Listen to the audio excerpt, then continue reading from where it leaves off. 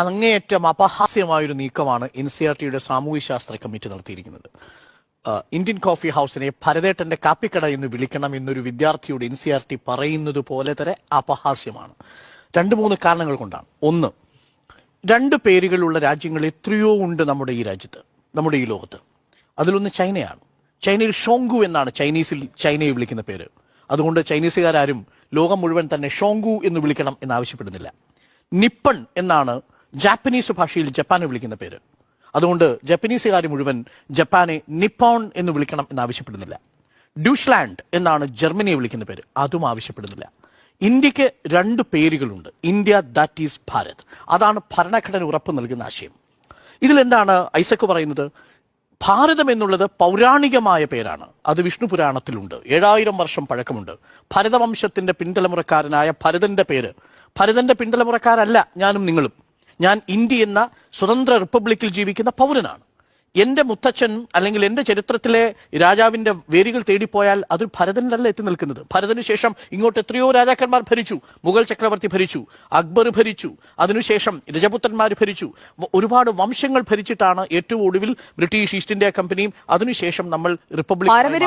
താങ്കൾക്ക് എന്തും ക്ലെയിം ചെയ്യാം. അത് ഏത് ഘട്ടത്തിലാണ് നമ്മൾ ക്ലെയിം ചെയ്യുന്നത് എന്നതാണ് പ്രശ്നം. അപ്പോൾ പാരമ്പര്യം മാത്രമല്ല പ്രശ്നം. ഈ രാജ്യത്തിന്റെ ചരിത്രം ആരംഭിക്കുന്നത് എവിടെ നിന്നാണെന്നുള്ളതാണ് ചോദ്യം.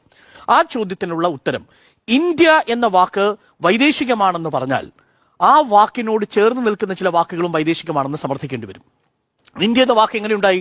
ചരിത്രത്തിൽ 3000 വർഷം പഴക്കമുണ്ട് ഇന്ത്യ എന്ന വാക്കിന്റെ ആദിമ രൂപം ഉണ്ടാകുന്നത് എപ്പോഴാണ്? ഋഗ്വേദത്തിൽ തന്നെ സപ്തസിന്ധുവിനെ കുറിച്ച് പറയുന്നത്. പിന്നീട് പേർഷ്യൻ ഭാഷയിലേക്ക് എത്തുമ്പോൾ, സെന്റ് അവസ്ഥയിലേക്ക് എത്തുമ്പോൾ ഹപ്ത ഹിന്ദു എന്നാണ് വിളിക്കുന്നത്. സപ്ത എന്ന് പറയാൻ കഴിയില്ല, എസ് എന്ന വാക്ക് പ്രൊനൗൺസ് ചെയ്യാൻ കഴിയില്ല. അതുകൊണ്ട് പേഴ്ഷ്യൻസ് വിളിക്കുന്നു ഹപ്ത ഹിന്ദു. പേഴ്ഷ്യൻസ് ആണ് ഹിന്ദുവിനെ ഹിന്ദു എന്ന് വിളിച്ചത്.